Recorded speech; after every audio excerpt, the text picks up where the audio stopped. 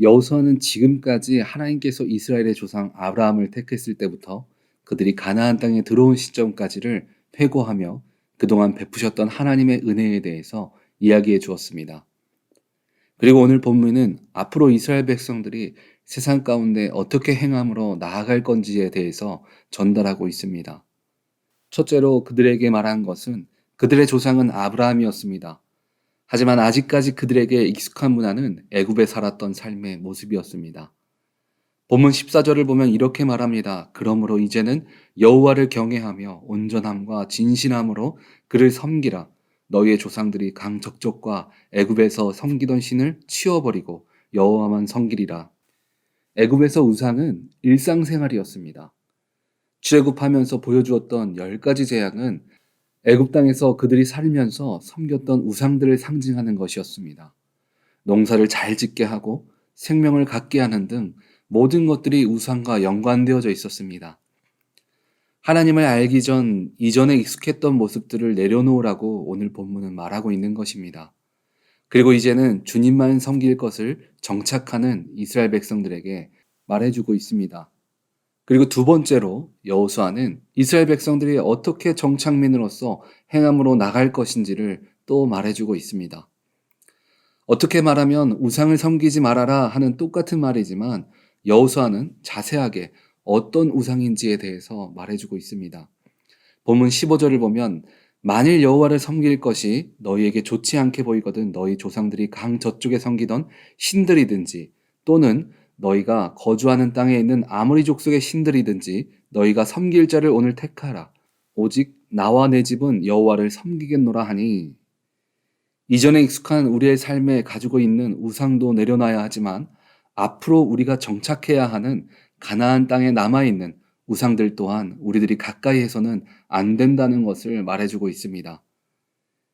이스라엘 백성들은 땅을 분배받았지만 모든 것을 정복한 것은 아니었습니다. 내가 받은 땅 안에 남겨진 가나안 사람들을 정복해야 하는 일들이 아직 남아 있었습니다. 오늘 여호수아는 앞으로 하나님의 백성으로 살아가는 것 가운데 물론 믿음을 가져야 하지만 그 안에는 결단하는 신앙을 가져야 함을 말해주고 있습니다. 그리고 현재를 살아가는 우리들도 동일하게 예수 그리스도를 나의 구주로 영접하고 이미 구원받은 자가 되었습니다.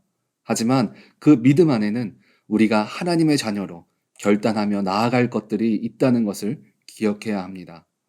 오늘 가나안 땅에 정착하는 이스라엘 백성들의 결단의 모습을 통해서 우리가 믿는 자로 어떤 결단을 하며 나아가야 하는지 함께 나눠보도록 하겠습니다. 첫 번째는 세상을 향한 결단을 가져야 합니다. 오늘 본문에서 이스라엘 백성들에게 애굽에 섬겼던 우상을 끊으라는 것은 단지 우상으로만 바라봐서는 안 됩니다. 이스라엘 백성들의 400년은 애굽화된 삶이었습니다. 그들의 생각과 행동은 이미 하나님의 백성으로 살아가고 있지만 그들이 가진 사고방식은 이전 애굽 땅에서 가진 틀을 갖고 바라보는 것과 같았습니다. 그들에게 우상 숭배를 버린다는 것은 주님을 알기 전인 나의 세상적 관점을 내려놓는 것과 같습니다. 우리는 모두 믿음을 갖고 세상 가운데 살아가고 있습니다. 그런데 우리가 살아가는 세상은 모든 것이 주님의 말씀에 합한 모습들로만 되어져 있지는 않습니다. 우리들은 그 속에서 세상이 그러니까 어쩔 수 없지 하면서 잘못된 것들을 묵인하는 경우들도 있습니다. 그런데 문제는 그것이 잘못되었다고 생각하지 못할 때가 있다는 것입니다. 그 이유는 우리들의 믿음의 틀이 이전의 모습 속에 갇혀 있기 때문입니다. 다윗이 왕이 되었을 때 이스라엘은 세상 가운데 두려운 존재였습니다. 솔로몬 때는 그런 이스라엘에게 잘 보이기 위해서 모든 나라들이 서로 협약을 맺기를 원했습니다. 세상의 질서가 아니라 주님을 따르겠다라고 결단하는 믿는 자의 삶은 세상 가운데 승리하며 세상이 끌려오는 그런 삶입니다.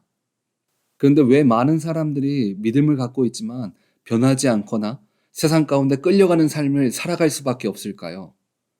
그 이유는 내 소견에 옳은 대로 내가 믿고 싶은 대로 믿기 때문입니다. 그래서 세상 사람들은 그런 크리스찬들의 결단의 모습을 보면서 믿는 자들을 이렇게 평가하기도 합니다. 너무 꽉 막힌 인생이다. 세상 물정 모르고 그렇게 하면 자기 만족이지 되는 건 하나도 없어. 심지어 믿음이 있다라고 하는 사람까지도 그런 사람들을 향해서 이렇게 이야기합니다. 극성맞게 신앙생활 할 필요 없어. 적당히 신앙생활 해야 된다라고 말할 때도 있습니다. 우리는 이런 사람들에게 주님은 살아 역사하시는 분이라는 것을 증거하는 삶을 살아가야 합니다. 요즘은 건강에 대한 이야기들을 많이 합니다. 뚱뚱했던 사람들이 건강 때문에 다이어트를 하고 또 아픈 사람들이 건강을 어떻게 회복했는지 유튜브나 미디어들을 통해서 종종 우리들은 볼 수 있습니다. 그 사람들의 인터뷰를 보면 공통적으로 하는 말들이 있습니다. 뭐라고 얘기하냐면 내가 이거 안 하면 죽겠다 하는 마음으로 결단했다라고 말합니다. 우리가 세상 가운데 결단한다는 것은 내가 주님밖에는 나에게 힘 주실 분이 없어. 주님밖에는 나갈 방법이 없어 하는 마음으로 나아가는 것입니다. 그러면 이스라엘의 다윗과 솔로몬이 세상을 누린 것처럼 하나님 안에서 돈이 다스려지고 관계가 다스려지며 이제는 세상이 주님께 끌려오는 인생이 되는 것입니다. 그리고 우리가 세상을 향해 결단했다면 이제는 그 다음으로 믿음으로 행할 것을 결단해야 합니다. 우리 안에 비워진 세상의 생각, 세상의 방법을 이제는 주님으로 채워 넣기를 결단해야 합니다. 우리는 기도를 결단해야 하고 내 삶이 늘 주님을 예배하는 것을 결단해야 합니다. 그리고 늘 말씀과 함께하기를 결단해야 합니다. 세상을 향한 결단은 믿음으로 채워지지 않으면 언젠가 다시 세상으로 돌아설 수 있습니다. 우리는 그 마음이 흔들리지 않게 만들어야 합니다. 그리고 그 세상의 결단 속에서 이제는 무엇이 하나님을 믿고 따르는 것인지 분별할 수 있는 지혜를 갖는 것이 바로 믿음의 결단입니다. 그러면 믿음을 얼마나 결단하면 될까요? 제가 미국에 와서 본 것 중에 하나는 무슬림의 기도입니다. 며칠 전에도 늦은 밤에 코스코에 기름을 넣으러 갔을 때였습니다. 어떤 사람이 차에서 내려서 밑에 방석 같은 것을 깔고 엎드려 기도하는 것을 보았습니다. 그들은 정해진 시간에 메카를 향해서 절을 합니다. 반면에 다 그런 것은 아니지만 우리들이 믿음을 향해 결단하는 모습을 보면 매년 첫 시작 때는 이것도 저것도 다 결단합니다. 올해 성경 일독도 결단하고 기도도 결단합니다. 그런데 실패하는 경우들이 많은 것을 우리가 볼 수 있습니다. 그 이유는 내 삶이 바빠서 그렇습니다. 기억나면 하고 그리고 바쁘지 않으면 합니다. 그런데 무슬림을 보면 그들은 내가 하고 있는 것보다 기도가 우선인 것을 볼 수 있습니다.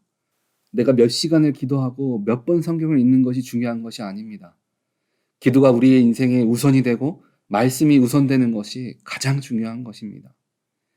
이제는 더 이상 세상에 믿는 자들이 보는 시선이 답답하고 안 되는 것을 자기 만족으로 해결한다라는 그런 말이 거짓이라는 것을 여러분들의 결단을 통해서 여러분들의 삶이 변하고 세상을 변화시킴을 통해서 하나님의 일하심을 증명하는 삶 되기를 바랍니다.